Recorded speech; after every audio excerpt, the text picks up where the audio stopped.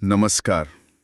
आज हम एक ऐसे सवाल की गहराई में उतर रहे हैं जो शायद हर इंसान के जहन में कभी ना कभी आता ही है कि क्या हमारी जिंदगी में जो ये दुख है, दर्द है, मुश्किलें हैं, क्या ये सब मतलब ऊपर वाले की लिखी हुई किसी स्क्रिप्ट का हिस्सा हैं? सवाल जितना आम लगता है उतना ही गहरा है। बिल्कुल। और ये सवाल कोई नया नहीं है। सदियों से अलग-अलग सभ्यताओं में, संस्कृतियों में इस पर लोग सोचते आए हैं। देखिए, दुख तो जीवन का हिस्सा लगता है ना, पर ये आता क्यों है, इसका मकसद क्या है, इसको लेकर सोच बहुत-बहुत अलग रही है। हाँ, और हमारे पास आज जो जानकारी है वो 5 प्रमुख धार्मिक परंपराओं से आती है: हिंदू, इस्लाम, ईसाई, बौद्ध और सिख धर्म। तो आज की इस बातचीत का मकसद यही है कि इन अलग-अलग नजरियों को जरा समझें, देखें कि ये आस्थाएं इस मुश्किल मानवीय अनुभव को कैसे देखती हैं, और शायद ये भी कि क्या इन सब में कोई एक साझा धागा है भी या नहीं। तो चलिए शुरू करते हैं। सबसे पहले बात करते हैं हिंदू धर्म की। यहाँ कर्म का सिद्धांत बहुत महत्वपूर्ण माना जाता है ना? हाँ, बिल्कुल। हिंदू सोच में खासकर अगर हम भगवद गीता जैसे ग्रंथों को देखें, तो दुख का स्रोत सीधे-सीधे ईश्वर को नहीं माना जाता। अच्छा। हाँ, यहाँ जो मुख्य विचार है, वो है कर्म का सिद्धांत। मतलब मूल बात यह है कि हमारे अपने ही कर्म, वो इस जीवन के हों या पिछले जन्मों के, वही हमारे सुख और दुख की वजह बनते हैं। अक्सर कहते हैं ना, जैसा करोगे वैसा भरोगे, कर्म ही भाग्य बनाता है। ये सोच है। तो ये एक तरह का कॉज एंड इफेक्ट हुआ, मतलब जो हम करते हैं वही घूम फिर कर हम तक आता है। हाँ, काफी हद तक यही बात है। देखिए, भगवद गीता में भी इसका जिक्र है। जैसे अध्याय 4 श्लोक 13 में एक इशारा है कि व्यवस्था तो बनी है, पर फल आपके कर्म पर आधारित है। तो सोच ये है कि ईश्वर ने नियम बना दिए हैं। जैसे गुरुत्वाकर्षण का नियम है, वैसे ही कर्म का नियम है। और इन नियमों के दायरे में हर इंसान अपने कर्मों से अपना अनुभव, अपना भाग्य खुद बनाता है। तो अगर दुख आ रहा है, तो उसे अक्सर पिछले कर्मों के फल की तरह देखा जाता है, जिसका हिसाब या कह लें संतुलन इस जीवन में हो रहा है। लेकिन फिर ये सवाल उठता है कि इस दुख का फिर मकसद क्या है? क्या ये सिर्फ एक सजा है, पिछले बुरे कामों का नतीजा, या इसका कोई गहरा मतलब भी है? देखिए, इससे सिर्फ सजा कहना शायद पूरी बात ना हो। हिंदू सोच में दुख को अक्सर एक सीखने के मौके की तरह देखा जाता है। माना जाता है कि मुश्किलें इसलिए आती हैं ताकि आत्मा मैच्योर हो, कुछ सबक सीखे, अपनी कमियों को समझे और आध्यात्मिक तौर पर आगे बढ़े। अच्छा। हाँ, ये आत्मा के विकास की यात्रा का एक जरूरी हिस्सा हो सकता है, जो उसे मोह माया से हटाकर सच के ज्यादा करीब ले जाए। ये हमें उन चीजों से डिटैच होना सिखा सकता है जिनसे हम बेवजह चिपके रहते हैं। ये दिलचस्प है। दुख को एक तरह से एक कैटलिस्ट, एक उत्प्रेरक की तरह देखा जा रहा है आत्मा के विकास के लिए। अच्छा, अब अगर हम इस्लाम की तरफ देखें तो वहां दुख को कैसे समझा जाता है? क्या वहां भी कर्म जैसा कुछ है या नजरिया एकदम अलग है? इस्लाम का दृष्टिकोण यहाँ थोड़ा अलग है। हाँ, इस्लामी मान्यता के अनुसार दुनिया में जो कुछ भी होता है, चाहे वो अच्छा हो या बुरा, वो अल्लाह की मर्जी से है। उसकी मर्जी, उसका प्लान, उसकी मशीयत से होता है। और यहाँ दुख को अक्सर अल्लाह की तरफ से एक इम्तिहान, एक परीक्षा के तौर पर देखा जाता है। इम्तिहान? किस तरह का इम्तिहान?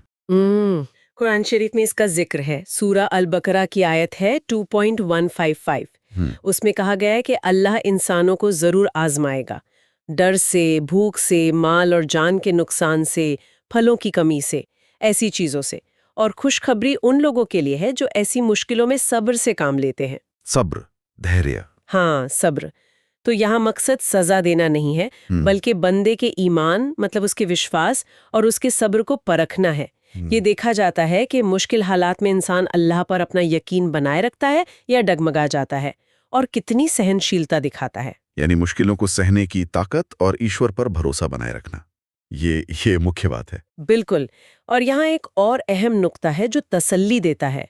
कुरान की ही एक और आयत है 2.286 जो कहती है, अल्लाह किसी जान पर उसकी ताकत से ज्यादा बोझ नहीं डालता। अच्छा, ये महत्वपूर्ण है। हाँ, इसका मतलब है कि अगर कोई तकलीफ आई है, तो अल्लाह ये भी जानता है कि उस बंदे में उसे सहने की ताकत है, भले ही उस वक्त उसे ऐसा न लगे।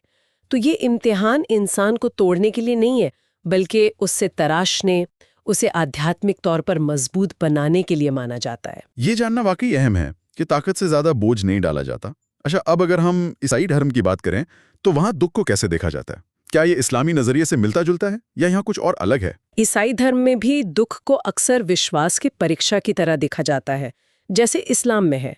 पर यहाँ एक और जोर इस बात पर भी है कि दुख हमें ईश्वर के और करीब ला सकता है। करीब ला सकता है? कैसे? हाँ, मतलब ये एक पुकार हो सकती है, ईश्वर का ध्यान अपनी तरफ खींचने का एक तरीका, या हमें ये एहसास दिलाने का माध्यम कि हम कितने निर्भर हैं उस पर। कई बार इसे ईश्वर का एक संदेश भी माना जाता है, शायद हमें सही रास्ते पर लाने के लिए या हमारे चरित्र को निखारने के लिए। बाइबल में इस बारे में कुछ खास जिक्र या उदाहरण मिलते हैं? हाँ, बाइबल में कई जगह जिक्र है, जैसे नए नियम में कुरिन्थियों के नाम जो पत्र है, 1 कुरिन्थियों 10:13, उसमें एक बात कही गई है जिसका भाव है कि ईश्वर भरोसेमंद है। वो तुम्हें तुम्हारी ताकत से ज़्यादा आजमाइश में नहीं पड़ने देगा, बल्कि आजमाइश के साथ साथ उससे निकलने का रास्ता भी बनाएगा ताकि तुम सह सको। और एक मशहूर कहावत भी है जिसका मतलब है, God gives his hardest battles to his strongest soldiers. हाँ, सुना है ये। यानी ईश्वर अपनी सबसे मुश्किल लड़ाइयाँ अपने सबसे मजबूत योद्धाओं को ही देते हैं। बिल्कुल। तो ये दिखाता है कि मुश्किलें एक तरह से ईश्वर के भरोसे का प्रतीक भी हो सकती हैं कि हाँ, ये इसे झेल लेगा। और ईसा मसीह के जीवन का उदाहरण भी तो बहुत अहम है इसमें। हाँ, बिल्कुल। ईसा मसीह का जीवन और उनकी तकलीफें, खासकर उनका क्रूस पर चढ़ाया जाना, ये ईसाई धर्म के केंद्र में है। उन्होंने ये सिखाया कि दुख हमेशा किसी के अपने पाप का सीधा नतीजा नहीं होता। आपको वो कहानी याद होगी जहाँ एक अंधे व्यक्ति के बारे में पूछा जाता है। हाँ, कि इसके पाप की वजह से अंधा है या इसके माँ बाप के। सही। और ईसा जवाब देते हैं, किसी के नहीं, बल्कि इसलिए ताकि ईश्वर का काम इसमें जाहिर हो। तो ईसाई नजरिए से देखें तो दुख एक रहस्य भी है जिसे शायद इंसान पूरी तरह समझ ना पाए, लेकिन इसे ईश्वर पर विश्वास यानी आस्था और दूसरों के लिए प्रेम मतलब प्यार को और गहरा करने के एक मौके की तरह देखा जाता है। तकलीफ से गुजरकर सहानुभूति, करुणा जैसे गुण भी तो विकसित होते हैं। तो हमने देखा हिंदू धर्म में कर्म और आत्मविकास, इस्लाम में अल्लाह का इम्तिहान और सब्र, ईसाई धर्म में विश्वास की परीक्षा और ईश्वर से नजदीकी। ये तीनों कहीं ना कहीं एक बाहरी शक्ति या नियम को कर्म हो या ईश्वर, दुख के संदर्भ में लाते हैं। लेकिन बौद्ध धर्म, उसका नजरिया तो शायद इस मामले में काफी अलग है ना? हाँ हाँ, बिल्कुल। बौद्ध धर्म का दृष्टिकोण इन सबसे बुनियादी तौर पर अलग है, क्योंकि ये दुख की व्याख्या किसी ईश्वर या किसी दिव्य शक्ति के संदर्भ में करता ही नहीं है। अच्छा। हाँ, बौद्ध धर्म की तो नींव ही 4 आर्य सत्यों पर रखी है, और पहला सत्य ही ये है, जीवन में दुख है, पाली भाषा में जिसे दुख कहा गया है। और यहाँ दुख का मतलब सिर्फ शारीरिक दर्द या मानसिक कष्ट नहीं है, बल्कि एक ज्यादा बड़ा भाव है, असंतोष, अपूर्णता, जीवन की जो अनित्य मतलब टेम्पररी, अस्थिर प्रकृति है, उससे पैदा होने वाला तनाव। तो अगर ईश्वर जिम्मेदार नहीं, तो फिर ये दुख, ये असंतोष आता कहाँ से? इसका स्रोत क्या है? दूसरा आर्य सत्य इसी का जवाब देता है।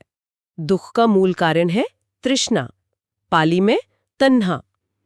तृष्णा का मतलब है तीव्र इच्छा, चाहत, आसक्ति, किसी चीज को पकड़े रहने की जिद। अच्छा, मतलब अटैचमेंट। हाँ, अटैचमेंट, चाहे वो चीजें हो, विचार हो या अपना मैं ही क्यों ना हो। बौद्ध धर्म ये सिखाता है कि कोई बाहरी शक्ति हमें दुख नहीं दे रही है। हम अपनी इच्छाओं, अपनी उम्मीदों और चीजों या हालात से अपने गहरे लगाव के कारण खुद ही दुख पैदा करते हैं। जब हमारी इच्छाएं पूरी नहीं होती, जब वो चीजें बदल जाती हैं जिनसे हम जुड़े हैं, या जब हम बदलाव को मान नहीं पाते, तो हमें कष्ट होता है। तो इसका मतलब है कि दुख का कारण हमारे अपने मन के अंदर ही है और फिर समाधान भी वहीं होगा। बिल्कुल। तीसरा आर्य सत्य यही कहता है कि दुख का निरोध मतलब दुख से मुक्ति संभव है। और चौथा आर्य सत्य उस मुक्ति का रास्ता बताता है, आर्य अष्टांगिक मार्ग, नोबल एटफोल्ड पाथ। इसमें सही समझ, सही इरादा, सही बोल, सही कर्म, सही आजीविका, सही कोशिश, सही सजगता और सही ध्यान का अभ्यास शामिल है। मूल विचार ये है कि जब हम तृष्णा और आसक्ति को जड़ से खत्म कर देते हैं, अपने मन को ट्रेन करते हैं और चीज़ों को जैसी हैं वैसी देखना सीखते हैं, अनित्य, अनात्म दुख, तब हम निर्वाण की अवस्था पाते हैं जो दुख से परे है। तो यहाँ पूरा जोर बाहर की दुनिया बदलने पर नहीं, बल्कि अपनी अंदर की दृष्टि और अपनी प्रतिक्रियाओं को बदलने पर है। ये वाकई एक बहुत ही मनोवैज्ञानिक और आत्मविश्लेषणात्मक नजरिया है। कारण भी अपने अंदर, निवारण भी अपने हाथ में। बहुत अलग। अच्छा, अब आखिर में सिख धर्म की ओर चलते हैं। सिख परंपरा में सुख और दुख को कैसे समझा जाता है? सिख धर्म में सुख और दुख दोनों को वाहेगुरु यानी ईश्वर की रजा या हुक्म का हिस्सा माना जाता है। हुक्म मतलब ईश्वरीय इच्छा या दिव्य विधान, यानी जो कुछ भी जीवन में हो रहा है वो उस एक ईश्वर की मर्जी से है और उसे स्वीकार करना ही सही रास्ता है। गुरु ग्रंथ साहब में गुरु नानक देव जी की एक बहुत गहरी पंक्ति है। नानक दुखिया सब संसार, सो सुखिया जिस नाम आधार। हाँ, इसका मतलब क्या हुआ? मतलब, हे नानक, सारा संसार दुखी है, सुखी केवल वही है जिसे नाम का सहारा है, ईश्वर के नाम का आसरा है। और वो पंक्ति भी तो है, दुख में सिमरन सब करें। ये भी बहुत आम है। दुख में सुमिरन करे तो दुख काहे को होए। इसका गहरा अर्थ है कि लोग अक्सर मुश्किल में ही ईश्वर को याद करते हैं। जब सब ठीक चल रहा होता है तो भूल जाते हैं। लेकिन सिख गुरुओं की शिक्षा ये है कि हर हाल में, चाहे सुख हो या दुख, वाहेगुरु का नाम सिमरन मतलब ईश्वर का ध्यान, उसका सुमिरन करना चाहिए और उसके हुक्म को मीठा मानकर स्वीकार करना चाहिए। तो क्या इसका मतलब यह है कि सिमरन करने वाले को दुख महसूस ही नहीं होता, या उसका अनुभव बदल जाता है? देखिए, दुख तो हुक्म का हिस्सा है, वो आ सकता है। लेकिन जो गुरसिख हर हाल में नाम सिमरन में लगा रहता है, वाहेगुरु पर पक्का भरोसा रखता है और जीवन के उतार चढ़ाव को उसकी रजा मानकर कबूल करता है, उसके लिए दुख का अनुभव बदल जाता है। वो बाहरी हालात से परेशान हुए बिना एक अंदरूनी शांति, एक चढ़ती कला मतलब एक पॉजिटिव और ऊंची भावना बनाए रख सकता है। दुख उसे तोड़ नहीं पाता क्योंकि उसका सहारा, उसका आसरा नाम है। तो यहाँ समर्पण और ईश्वर की इच्छा में बने रहने पर बहुत जोर है। तो हमने ये 5 अलग-अलग नजरिए देखे। हिंदू धर्म में कर्म और उसका फल जो आत्मा को सिखाता है। इस्लाम में अल्लाह की मर्जी से आया इम्तिहान जो सब्र और ईमान को मजबूत करता है। ईसाई धर्म में विश्वास की परीक्षा जो ईश्वर के करीब लाती है और प्रेम को गहरा करती है। बौद्ध धर्म कहता है कि दुख का स्रोत हमारी अपनी इच्छा, अपनी तृष्णा है और मुक्ति मन को साधने में है। और सिख धर्म इसे वाहिगुरु का हुक्म मानकर नाम सिमरन और स्वीकार्यता में शांति ढूंढने की बात करता है। अगर हम इन सबको एक साथ देखें तो दुख के कारण और उद्देश्य को लेकर क्या मुख्य बातें उभरती हैं? क्या कोई पैटर्न दिखता है? ये बहुत दिलचस्प सवाल है। अगर हम सार निकालने की कोशिश करें तो देखिए, हिंदू और बौद्ध धर्म ये दोनों दुख के कारण को काफी हद तक व्यक्ति के अपने अंदर या उसके कर्मों से जोड़ते हैं, मतलब कर्म या तृष्णा, और मकसद है आत्म सुधार या मुक्ति। यहाँ जिम्मेदारी व्यक्ति पर ज्यादा है ना? हाँ। दूसरी तरफ इस्लाम और ईसाई धर्म ये दुख को एक बाहरी, एक दिव्य स्रोत से जोड़ते हैं, अल्लाह या ईश्वर। लेकिन इसे सजा की बजाय एक परीक्षा, एक अवसर मानते हैं, विश्वास मजबूत करने का, ईश्वर के करीब आने का या सब्र सीखने का। यहाँ ईश्वर की इच्छा और उसके प्लान पर ज्यादा जोर है। ठीक है। और सिख धर्म वो इन दोनों के बीच एक तरह का संतुलन बनाता दिखता है। दुख आता तो वाहेगुरु के हुक्म से है, मतलब दिव्य इच्छा से, लेकिन उसका सामना करने की ताकत और शांति वो व्यक्ति को नाम सिमरन और स्वीकार्यता से मिलती है। तो यहाँ ईश्वर की इच्छा और व्यक्ति का प्रयास यानी सिमरन दोनों अहम है। और एक और दिलचस्प बात यह है कि सभी परंपराएं, चाहे वो दुख का कारण किसी को भी माने, उसे बेमतलब या व्यर्थ नहीं मानती। ये सही है। हर कोई दुख को कोई न कोई मायने, कोई अर्थ देने की कोशिश करता है, चाहे वो कर्म का फल हो, ईश्वर की परीक्षा हो, हमारे अज्ञान का नतीजा हो या दिव्य इच्छा का हिस्सा। शायद ये इंसान का स्वभाव है कि हम अपने अनुभवों में, खासकर मुश्किल अनुभवों में, कोई न कोई मतलब ढूंढना चाहते हैं। ये शायद हमें उनसे जूझने की ताकत देता है। बिल्कुल, एक ही मानवीय अनुभव, दुख, और उसे समझने और उससे गुजरने के इतने अलग अलग रास्ते, ये वाकई सोचने पर मजबूर करता है कि इंसान कैसे अपने होने की, अपने अस्तित्व की पहेलियों को सुलझाने के लिए कैसे कैसे वैचारिक ढांचे बनाता है। तो अंत में इन सभी दृष्टिकोणों से हम क्या सीख सकते हैं? क्या कोई एक निष्कर्ष है? शायद कोई एक सही जवाब या निष्कर्ष है ही नहीं, और यही शायद सबसे बड़ी सीख हो सकती है। ये विविधता दिखाती है कि दुख का अनुभव जितना यूनिवर्सल है, उसकी व्याख्या उतनी ही व्यक्तिगत और सांस्कृतिक हो सकती है। लेकिन ये सभी नजरिए मिलकर एक गहरा सवाल जरूर उठाते हैं। शायद असली सवाल ये नहीं है कि दुख क्यों आता है या कौन भेजता है। हो सकता है ज्यादा जरूरी सवाल ये हो कि जब दुख आता है तो हम उसका सामना कैसे करते हैं, हमारी प्रतिक्रिया क्या होती है। क्या हम उसे सिर्फ झेलते हैं या उससे कुछ सीखते हैं? क्या वो हमें कड़वा बना देता है या ज्यादा हमदर्द? क्या वो हमें तोड़ता है या हमें किसी न किसी रूप में बदलकर शायद ज्यादा जागरूक या ज्यादा मजबूत बनाकर जाता है? आपने बात को एक बहुत ही अहम मोड़ दे दिया। फोकस क्यों से हटाकर कैसे पर ले आए।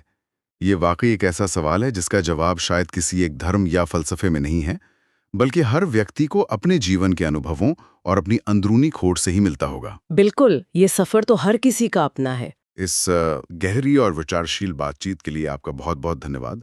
मुझे उम्मीद है कि इसे सुनने वाले भी इन विचारों पर जरूर सोचेंगे।